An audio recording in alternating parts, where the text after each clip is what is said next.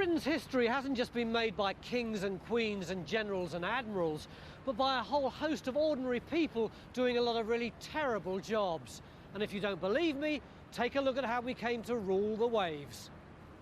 This time, luxury liners that needed people working with sacks on their heads. I am the Gunya man. How Britain's very first navy survived on minimal rations.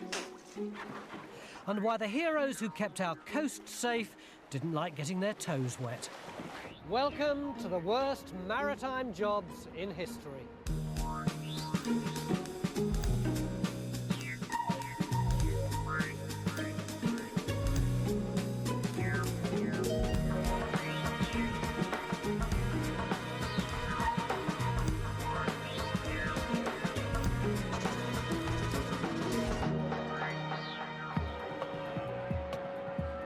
The sea put the great in Great Britain.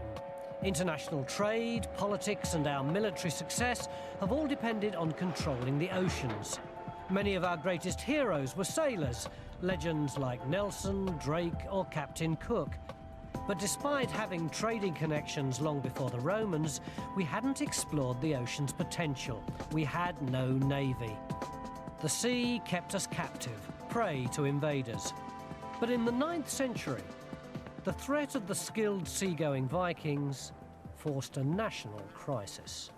It was Alfred the Great who got into the record books as the first king to fight back successfully against the Vikings.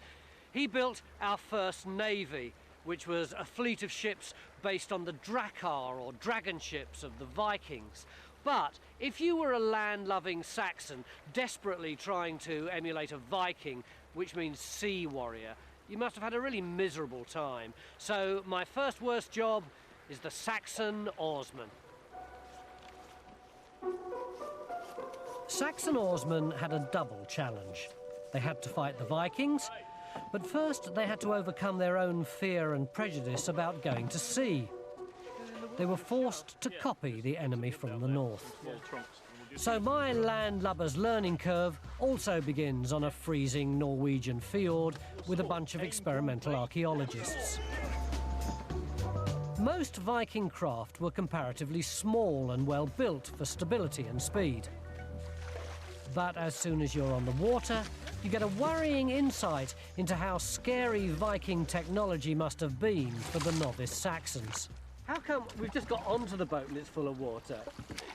It leaks. Why? The planks basically are not tight and it needs time for the wood to swell. And as you can see, it leaks. Have a look here, just where my feet are. It's a constant problem because if it rains, it fills with water. Yeah. If there's waves, it fills with water. It's a lousy job.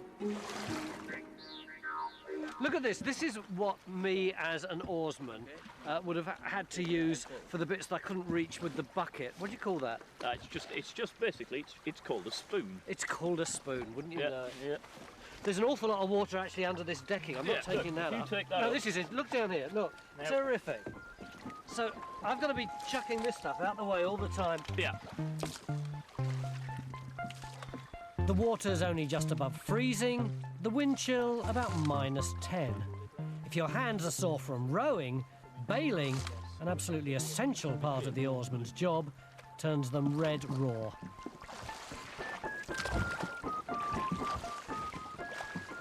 And the only alternative to bailing is the back-breaking business of rowing. There's a lead man who rows, and that's me. And basically, everybody keeps pace with me. Yeah. So it's got to be the guy who basically is at the front, or rather at the back, so everybody can see him. But a little craft like this could cross the North Sea. They were the long-haul aircraft of their day, forging the Vikings' international reputation at the cost of personal comfort. Even Vikings hated it. In one saga, the hero moans about spending his lonely winter on the ice-cold sea, hung round by icicles. If they didn't make landfall, nights were spent in the open boat, with only animal skins and their hairy mates for warmth. Food was pretty basic too. That's what's called fenalo, and that's salted and dried meat. Ham? Yeah. And basically. Yeah. Right then.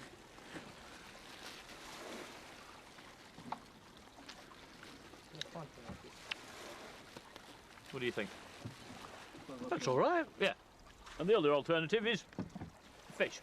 I'm not quite so sure about this. Pretty bony. God, it stinks. Yeah, it does. But did you bite into the fleshy bit or the I've bony got bit? into that bit there. And you just rip it off, bones and all, and just chew it. That's disgusting. I can see you're impressed. It doesn't taste like smoked fish, does it? It just tastes manky. Got a mouthful of bones. Yeah. But it's very good for you. The Saxon Oarsmen set the nation on a new course. In the centuries that followed, Britons really took to the sea. Improved design made for much larger ships for trade and warfare. But our history at sea has always meant worse jobs on land as well. And the massive expansion in medieval shipbuilding needed raw ingredients. Britain's maritime tradition starts here, with wood. But in order to work the wood to make the ships, you needed the skills of the shipwright, who was such a highly prized craftsman that he'd certainly never sully his hands by making the basic component of the ship, the plank. Making ships with sawn planks was a new technology. Literally at the cutting edge was one bad job and one worst job. Damien? Yeah. Who was the chap who made the planks for the shipwright? Well, there was a pair of them. One down the hole there and one up here, the sawyers. You'd always have at least two. They would saw out the planks for the shipwright by the 16th century, and also a lot of the other timbers of the ship. They prepared most of the timber for shipbuilding. So what was so bad about the job? Just unending labour. I mean, you know, 6 days a week doing this. I mean, we play at it, we do it for an afternoon at a weekend a few times in the summer, that's okay, but 6 days a week, hour after hour. They had a real reputation for drinking, and you can see why. It's thirsty work, but it's also numbing work, and, you know, you'd rather be doing almost anything else, I think, after a while. The heyday of the undersawyer came in Tudor times. Thousands of them were employed after the Spanish Armada, building 174 ships in London alone. They got through 40,000 tons of wood. Whole forests were turned into millions of planks and mountains of sawdust. And a word for a whole new underclass was born. What are these things, these great grips? These are unstable things. They're called dogs. The top sawyer, usually the most senior person, standing over the dogs, the top dog, and then the underdog, the more junior person, underneath them. So you're the top dog and Joe's the That's underdog. it, yeah. Joe, you're the underdog. Do you mind if I take over? Certainly not. Where you go. Well, those are small planks you could use for small boat building. You know, for a big ship, they'd be an awful lot bigger than that. It's a bit manky down here, isn't it? Well, any hole in the ground tends to get wet. Yeah, a lot of them would be wet and rather stinky. So, all right, what do I have to do? Well, the idea is you concentrate on the line, you steer the saw just like a children's scooter, but only on the downstroke. Yeah. And on the upstroke, you push up slightly to help me lift the saw. Okay. Okay, I'm going to lift it now. Yeah. Okay, and then we go down. And you've got to tell me if you're going off the line. You have to help me a bit on the upstroke. Yeah.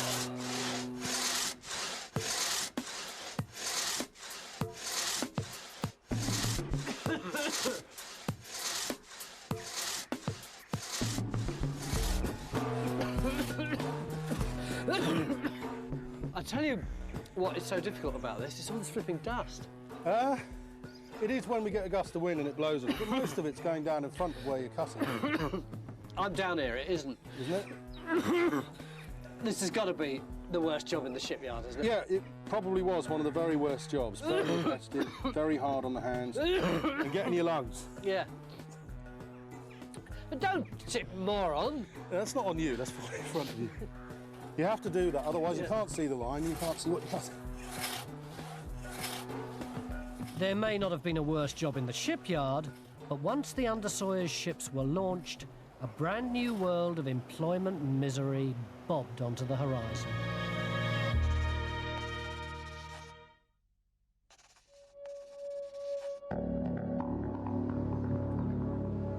The 16th century was a turning point for the British at sea. Queen Elizabeth's navy managed to fend off the awesome Spanish Armada.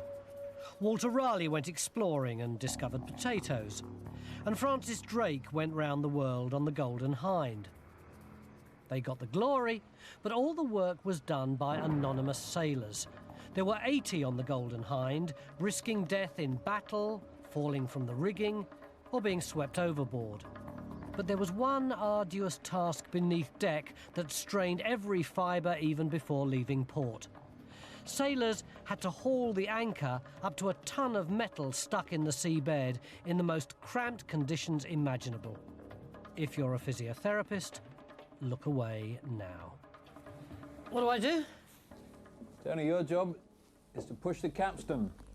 You're going to have to get one of the bars out here with the guys. Come on, guys, let's get those capstan bars out. Put the bar in the slot. Yeah.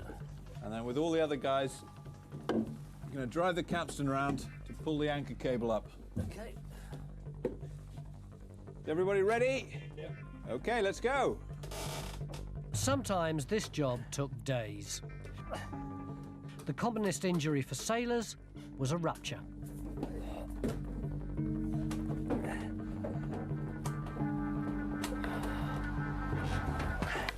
This feels a physically hard job, but was it at all dangerous? Yes, this could be a very dangerous job. If the cable snapped, the capstan would spin back and knock the men over. If the anchor snags, it could be really hard work to try and pull it out. Presumably you were quite vulnerable when the anchor was rising. As most of the crew had to be used to get the anchor up, this was a perfect time for somebody to attack you, to catch you quite literally with your crew below deck running around the capstan. There'd be nobody upstairs to defend the ship. It's a very vulnerable time. Yep, that's it. Hey. Great job. Can we go up top and have a look at... Yeah, we better go and see if you've done the job. Thanks, guys. Oh, wow, that is big, isn't it? Yeah, that is a really big one. No wonder it took quite so much effort, but job done. Although, having said that, there is one even worse job, isn't there, which you're going to make me do. What is it? The worst job on the ship, it's not just pulling, it's not sweating, it's a punishment. The job is called being the liar. Liar as in pants on fire? Yeah. Every Monday morning, the first person to tell a lie would be named and shamed, and they would then have the job of being the swabber's mate. And what were they swabbing? They were swabbing the outside of the ship. They were swabbing the dirtiest parts of the ship. In particular, they were swabbing the toilet area out here on the beakhead. This is down here. Come and have a look at this. Right down there. And you want me to go and clear that up? Oh, yes. Now, how the heck do I get down there? There's no ladder or anything. We're going to put you in the bosun's chair, and we're going to lower you over the side. We're going to take you right down there, and I'm going to pass you the bucket and the swabs for you to do the job. You're so looking forward to this, aren't you? I'm glad you're doing it. Right, lads, come on. Rig us up. The captain had his own privy. Everyone else had to negotiate this obstacle course to go to the heads. Clinging onto a rope and aiming between the slats can't have been easy in a force-8 gale. Right. And we know that many of the British sailors during the assault on the Armada also had to cope with food poisoning. Oh, I haven't got my bucket and swab, have I? This Golden Hind is a replica of the Tudor version. And this is replica too. Really unpleasant with the boat moving around. Although, to be frank, it still makes you feel sick. The great advantage of being at sea is you wouldn't have needed to do this job because this toilet facility is entirely self-cleaning in heavy weather. Yeah.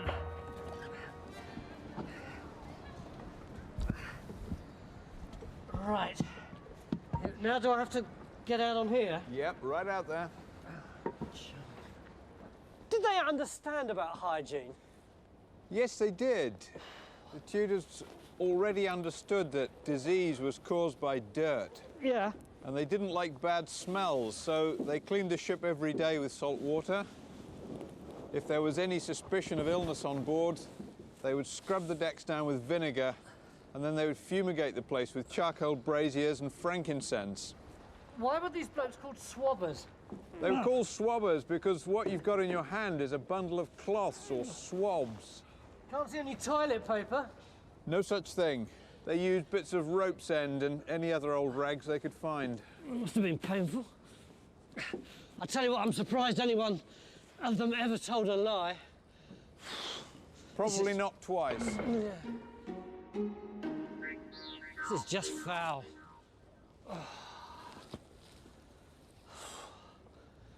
That's a lousy job. And at the end of a voyage, if a sailor survived the dirt, disease and back strain, he could be dumped on shore with no pay. The tough job of the workforce at sea didn't come with a pension scheme. But in the 17th and 18th century, people paid good money to see death-defying aerial stunts, and sailors were uniquely qualified to apply, with their head for heights and physical strength. It's my next worst job, and it's the forerunner of the High Wire Act, the Flying Man. But did they actually fly? Well, I'm just about to find out. What did the flying men actually do? Well, Tony, they slid down ropes, rather like this one, but attached to very high buildings, sometimes 3 or 4 times the height of this. For instance, in 1546, at the coronation procession of King Edward VI, a native of Aragon, his name isn't known, slid down from the steeple of Old St. Paul's Cathedral. Who were the people who did this? Not an awful lot is known about them. There was one case of a Mr. Cadman who fell off, unfortunately, in 1740 in his descent from Shrewsbury Parish Church and was killed because the rope broke. And this is the rope I've got to slide down? I'm afraid so. Oh, great. All you had to do was glide headfirst down a single rope. A sailor-turned-flying man could earn a year's wages, about £40, from one successful stunt. But it was crucial that others shared his expertise. Slack ropes could and did spell death. I don't have much of a head for heights, so whizzing down a rope from a 30-metre tower definitely makes this a worse job for me. A real flying man would step out onto the rope from the tower. What I have to do, though, because of compulsory safety measures, is to be winched into place, hop on the rope, and then slide down. What about it? That's it, try and swing your leg over, try and get it up and over the rope.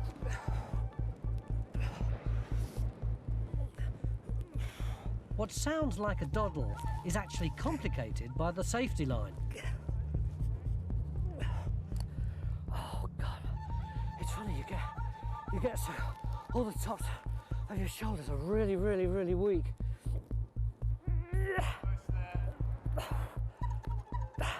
You know, I'm not going to be able to do it. I'm so mad. It's partly because this rope is so wet. Partly because I think I'm very cold. Partly because I'm fairly scared. Can you let me down, lads? On the 5th of October 1732, a flying man fell off a slack rope tied to the tower of Greenwich Church. He was dead the next day. Give us a hand. I'm so angry. I'm so bloody angry. Because I couldn't get that flipping knee over. I bet you I could do it here. Give us a shove up, will you? I bet you I could. Look, everybody, this is the action that I'm supposed to be doing. You keep this leg down. I know I did it. You keep this leg down. That leg's tucked along, and you slide along like this. One of the things that made this so hard this time, it's been pouring with rain all day, and this is so wet, but still I should have been able to get my knee. Just think what it might have been like in the 16th century or even in the 19th, when they didn't have nylon ropes like this, but they would have just had hemp hawser-laid ropes. It's pretty lousy in the 21st century. It's a pride thing, isn't it? I so wanted to do that.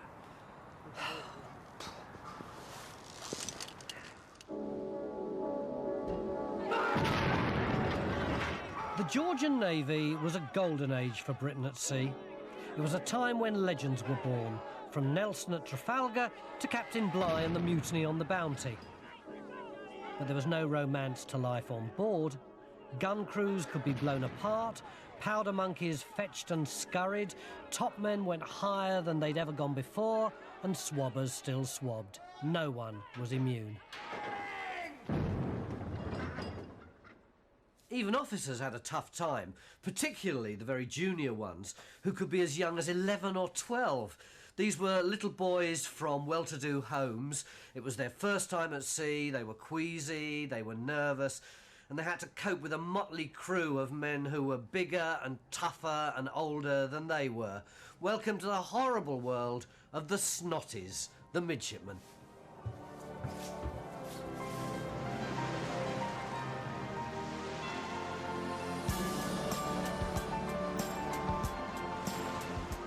In their smart uniform, they must have made their mums proud.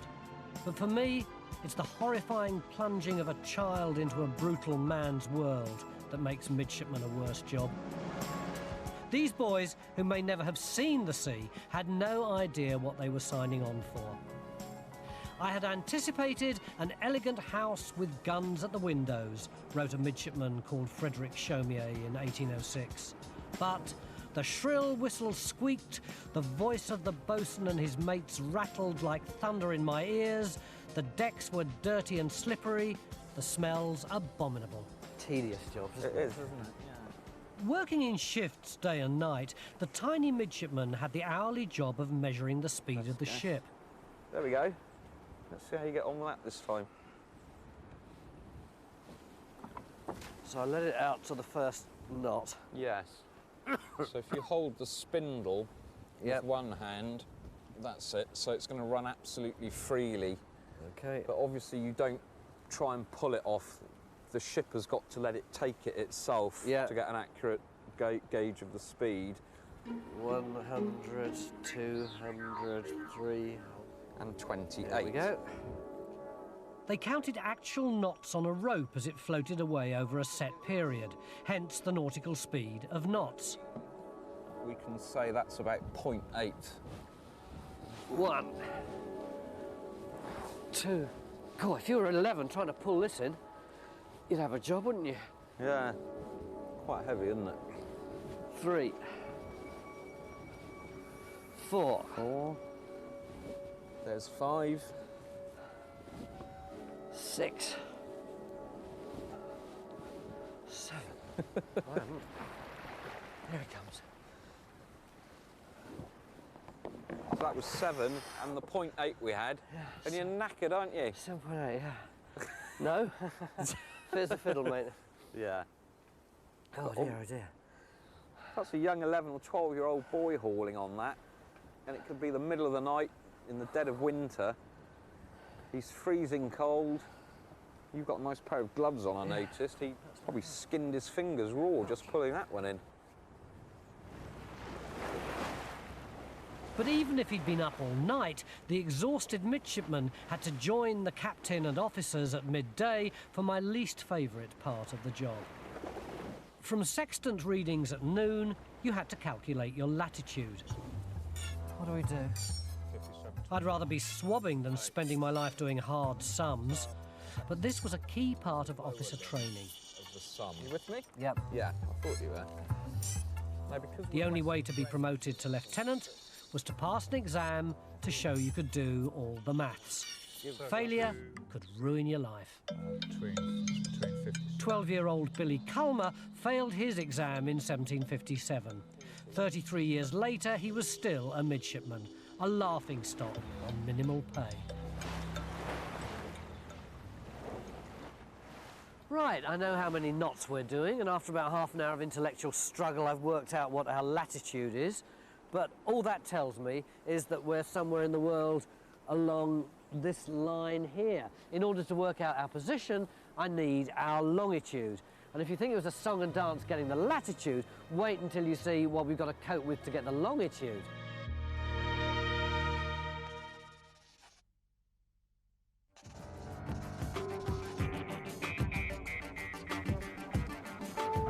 The safety of Britain's shipping depended on captains knowing where they were. 1 in 5 of all deaths at sea were from shipwreck. Accurate longitude, or east-west position, wasn't reliable until the beginning of the 19th century. To measure how far you are from Greenwich Mean Time, you need a really accurate clock. And this was only possible when the genius John Harrison created his famous ship's chronometer. We may know about the first clock designers, but I bet you're not aware of the contribution made by my next worst job, the extraordinarily tedious task of fusee chain making. The fusee chain was vital to the accuracy of the new clock. It released the energy of the mechanism to the hands at an even pace. An essential component, but one so small and fiddly that making them was a full-time worst job. And who was the person who made the fusee chain? The fusee chain, in this instant, was probably made by workhouse people, or children in workhouses, which is rather sad. Oh, they started about 9 to about 11, and they were mostly girls. They had good dexterity skills, they could handle small components. Here's a little chain here, and this is the size that they would make for small deck watches, for navigation again. What was their day like? They would start and probably do, from first sunlight, really, to right down to sunset. And they would do a complete day, a 70-hour week, and they would have 2 hours a day for a bit of going out for fresh air and 20 minutes for education. It's got to be the worst job in watchmaking, hasn't it? It was pretty bad, yes. So how do you do it? Well, I've got one here. This particular one is a chronometer chain. Yeah. And this is making the old-fashioned way. These are the raw materials: sheet steel, softened, ready for hardening, and wire, ready to go in. Yeah. We're going to stamp out the link. There you go. Okay. Tap that out. Just gently does it. Bit more. That's it. Lovely. Clear off the thing, and then we just push the link out, which is in there, look, in the press. There we go. Hey, I've made this. Made a link. How many of these do you reckon one of these workhouse girls would have made a day? Well, we know one lady did 150,000 in a year. So we're talking of chains millions. Right, there you go. Okay. Yeah. Now steady as she goes. Yeah. If you rest the pin on the table, it acts as a sort of lock. That's it. Cut. I'm going to go and get my glasses. Oh, I can see it. It's got holes in. Right. Well, that is slightly easier. Okay.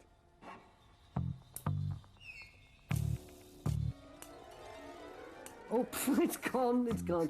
Well, if I was one of those little girls, I'd probably get whipped for that, wouldn't I? I'm afraid you would have done in those days, yeah. When you touch the head of the wire, it doesn't flip it up on one side.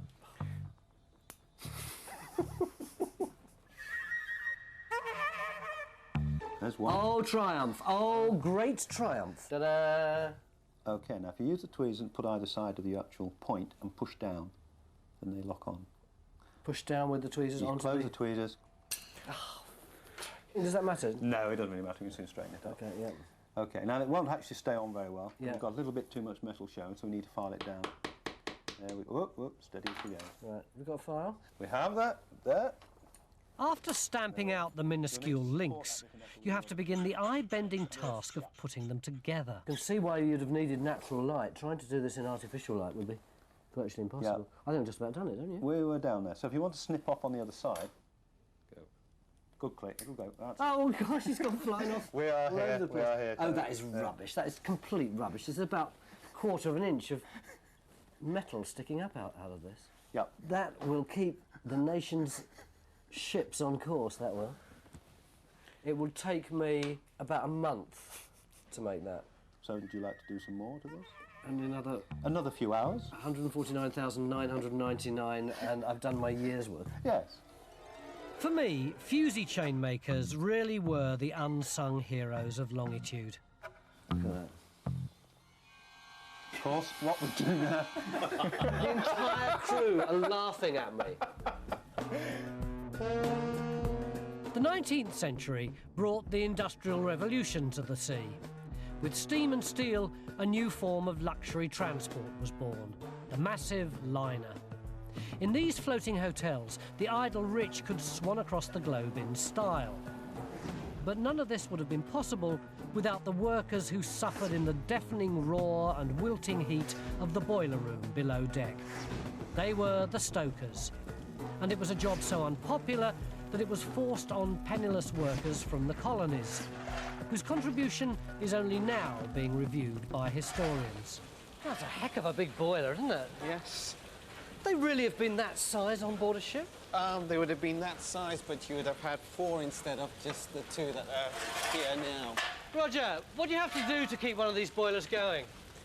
Well, it's quite an art, Tony. It's maintaining an even fire bed and shoveling in the coal. So am I going to get all my stuff dirty? Well, you will indeed. You better change into some suitable working gear. Boiler suit? Yeah, OK. You can have the little one, Cliff. Right, so what do you do? Got it. Well, we'll open the furnace. Yeah. Whew, blimey. It's hot, isn't it? It is. And you bring this bar back. Yeah. Now, what am I doing? You're raking the fire bars. Yeah. And you're removing any obnoxious clinker. Yeah, bring it out onto the floor, Tony. OK. Blimey. They're able to protect themselves from being burnt at all. Well, the good old guys used to make themselves Hessian hoods, which they'd put over their head and protect their faces. Can you hold this for me?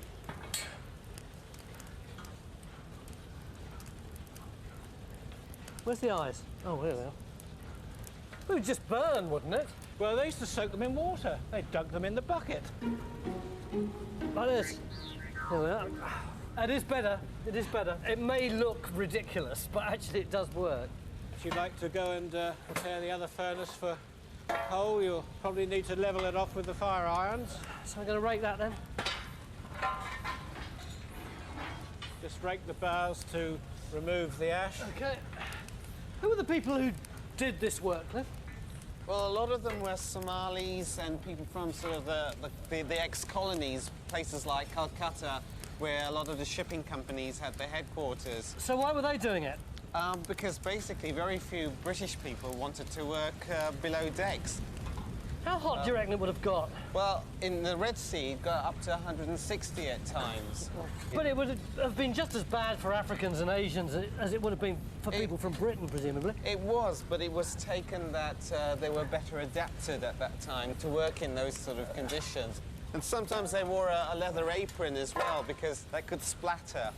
And sometimes it would even explode because of the temperature difference. I'm not surprised they had to wear these things. It really is boiling in here. Yes.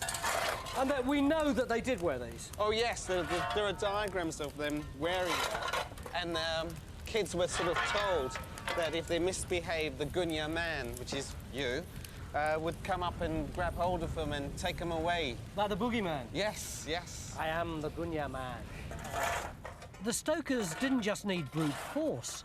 The furnaces had to be carefully balanced or they could explode. Accidents were common.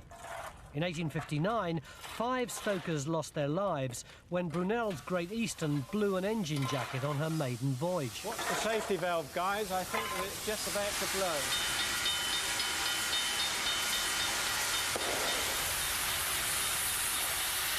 I think we put enough coal in.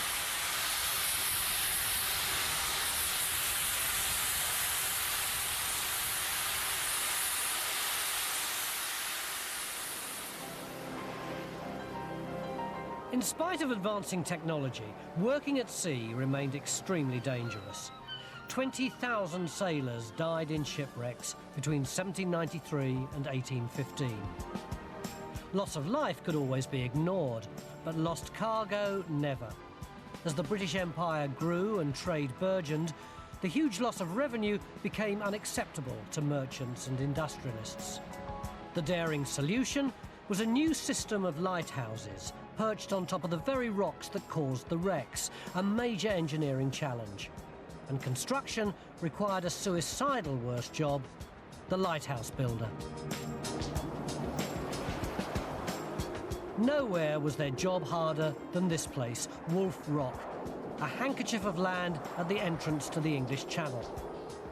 You might think that the ambition of building a 30-metre tower out of 2-ton blocks of granite when the waves reach 35 metres is quite bonkers. And you'd be right. The granite for Wolf Rock was loaded here at Penzance. We decided to follow the lighthouse builders' course to see what they had to face. Anyway, that was the plan. How did you start to build a lighthouse? Mad, like, you know. Can we stop for a minute? We're drowning here. Just cut for 1 sec. Oh! OK, Cat Mayhem. The wave will go right over them. And they Hang on. And after all that, we never even got close. Our skipper made us turn back 2 miles from the Wolf. But that's just like the lighthouse builders. They were paid by the day, but they only managed to get to work about 80 days a year. This sea really fools you, doesn't it? It looks as flat as a mill pond. But if you look at those rocks down there, you can see it's really swirling around. Yeah, well, that was the whole problem with anything like that. If you wanted to put a structure on it, you had to watch out for the sea, because it holds no mercy. Where's our lighthouse? Just out on the horizon behind the rock. I'd been thinking that our skipper had been a bit chicken, but this is the Wolf from 9 miles away. Those waves are at least 10 metres high and would have swamped us. How did they start to build one of these things? Well, it was quite a problem. They had to land first of all. They'd have used that flat section on the right-hand side of the rock, landed on there. Is this about the same size then? Roughly, yes. It was a bit lower than that, but near enough the same, yes. They blow the top off and then they have to put stakes in all the way round for safety reasons, tie ropes on them, and then employ a man who was called a crow to shout out when there was a dangerous wave coming in. What did he shout out? He just shouted out something like, "Watch out, men, there's a wave coming! Down tools!" He said something like that. That would seem to be an appropriate shout, wouldn't it, if a wave was coming? We haven't got casualty figures for the Wolf, but at Bell Rock, men were crushed by cranes and rocks, boats capsized, and one builder, Charles Henderson, was simply washed into the sea. The only thing that stopped the building going the same way was a unique design. Each block had a double mortise on it, a vertically and horizontal mortise on it, and each one interlocked rather like a Lego in a way. And once the lighthouse was completed, it was said that it was just like a solid block of granite. The success of the Victorian lighthouse builders was bad news for another worse job, the island lighthouse keeper.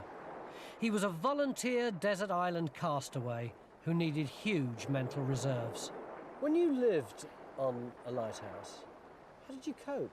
The worst part of the job was the psychological side. I was one of the lucky ones, and I saw it through because I always said there's always another day, and I always knew that my maker was up there to guide me through. There was something, there's a certain religious aspect I found with being off on a lighthouse like the Wolf. Weren't there times when you thought all that solitude would drive you nutty, though? No, because I have so many interests, reading books, modelling. I used to, like, say, surprise peas was one of the items I used to eat a lot, and I used to use the packets from them and make model buildings from them. And that kept you sane? Yeah, that kept me sane, yes. Yeah. Victorian lighthouse keepers worked in pairs. When their supplies ran out, they had to live on fish from the sea. If one died or was injured, his mate had to work 24-hour days for weeks until he was relieved. The work was sheer heavy slog. Whoa. Daily window cleaning may sound easy, but perched on a ladder in a force 9 gale trying to cling onto the handholds is a perilous business. And then there were the stairs. If you've ever lived in a block of flats when the lift's broken, you'll know the drill. The light was turned by clockwork. Every hour, day and night, a bell would ring, and the keeper would have to trudge up to wind it again. It was a devastating mixture of boredom and aerobics workout.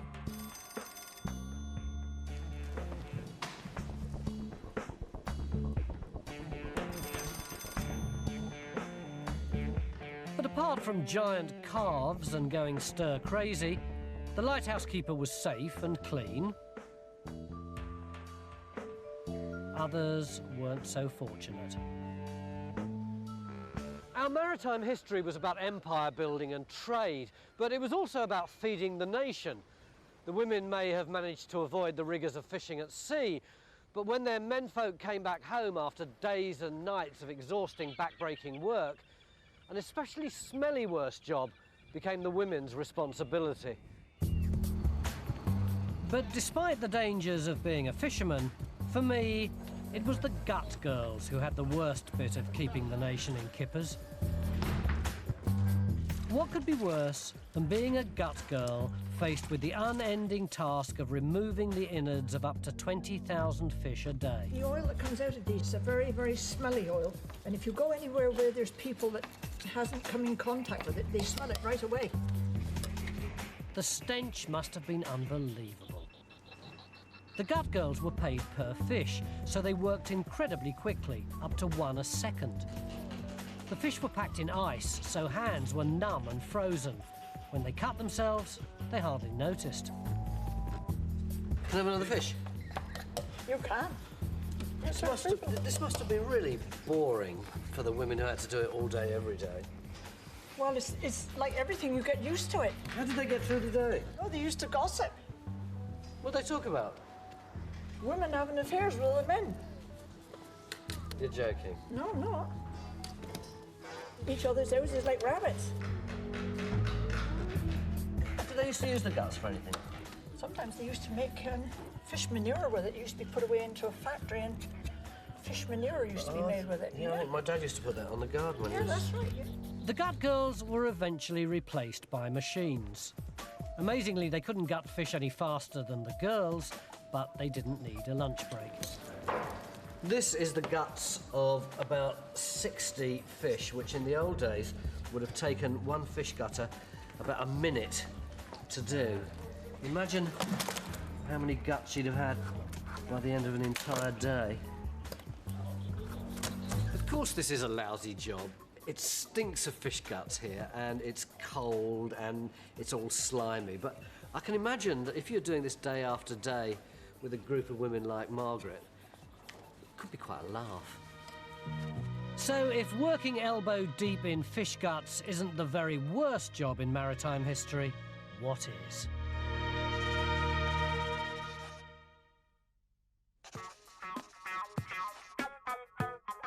I've been looking at the worst jobs in our maritime history.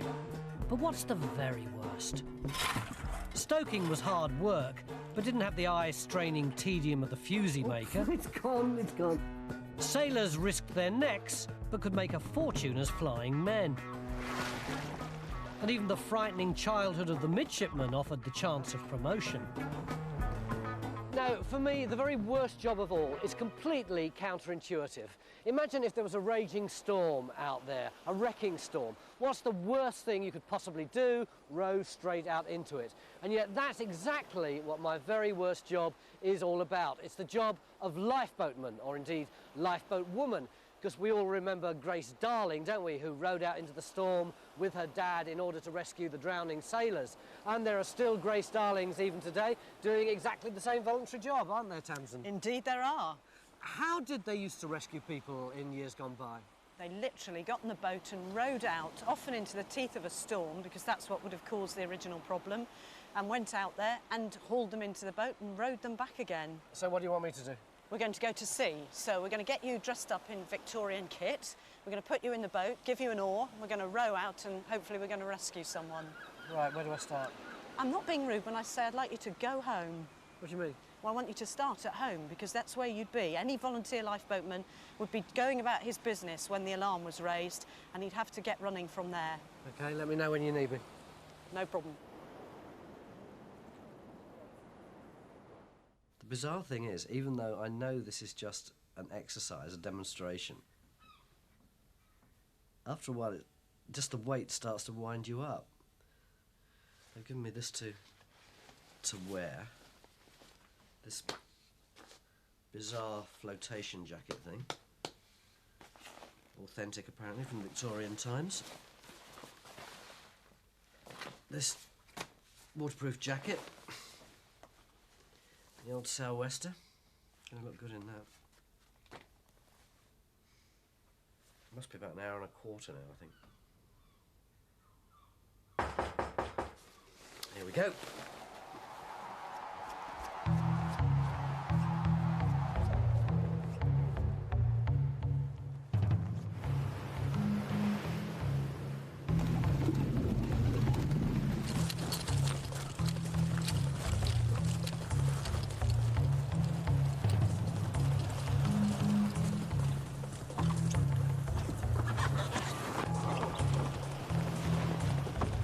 I wasn't expecting this, really.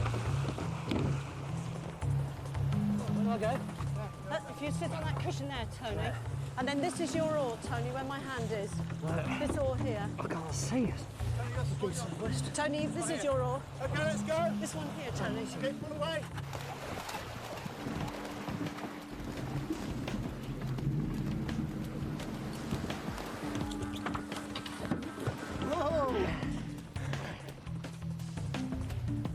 This job was risky. 435 crew members have died in rescues over the years. It's funny, even though it's just a demo, there is that hit of adrenaline, isn't there? Of course there is. Because we know we've got to get him out of the water. The job was never worse than in 1861, when the Whitby lifeboat crew paid the ultimate price. On the 9th of February, they made 4 separate launches in a gale. After rowing for hours in mountainous seas and saving the crews of 4 ships, the lifeboatmen were exhausted. Then another schooner ran aground. The crew set out again. As they approached the stricken vessel, the lifeboat was capsized by 2 freak waves. Only lifeboatman Henry Freeman survived. It was his first day on the lifeboat. And now imagine what it was like with cold hands, cold face, wet clothes. There was one coxswain in the Victorian times who described the cold on his face like a dog gnawing at his features.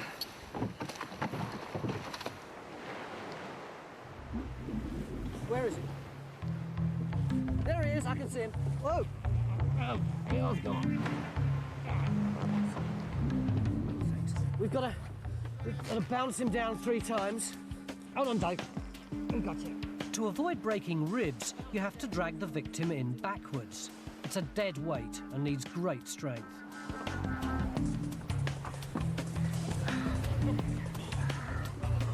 I think you're all right now, aren't you? Go, 1, 2. I found this job difficult on a sea as flat as a mill pond. In pitch black in a real storm, it must have been impossible once, let alone coming out again and again. Henry Freeman went on to serve for 40 years. Britain hasn't been invaded for the best part of 900 years, and surely that must be in part due to the really awful jobs that our sailors and volunteer rescuers have done over the centuries. Next time, I'll be back on terra firma, where the ground may be firmer, but the jobs are just as terrible. Awful joke, isn't it? I hope that doesn't stay in. There's no rest for the wicked out in the country when you sell red for a living, turn white keeping church spires in good nick, We're nearly there. or get black and blue washing sheep the old way. Get out! It's in a foot!